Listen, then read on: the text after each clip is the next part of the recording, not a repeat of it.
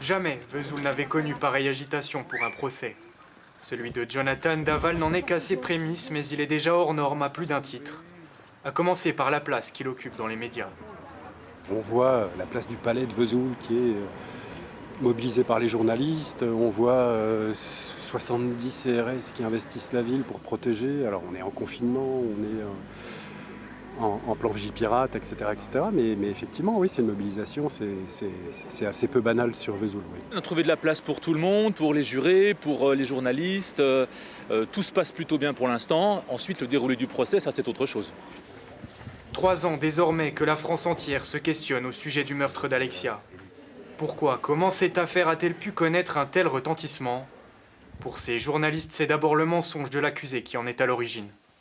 On a envie de savoir qui est cet homme qui nous a fait pleurer avec lui, qui nous a trompés. Il y a presque une envie de revanche. Alors ça, c'est la part de l'opinion. Et du coup, la médiatisation qui va avec. C'est-à-dire que tout le monde a envie de savoir qui est derrière cet homme au double visage. S'il avait appelé la police ou la gendarmerie immédiatement après, on n'en serait pas là. D'abord, il n'encourrait pas la même peine. Ça aurait été un crime passionnel, entre guillemets. Et je pense qu'il y aurait 3 journalistes qui se battraient en duel sur le banc de la presse et on ne serait pas dans cette situation. Un procès très médiatisé, tout comme l'enquête qui l'a précédé. Des mois durant lesquels les proches d'Alexia ont longuement partagé leur douleur.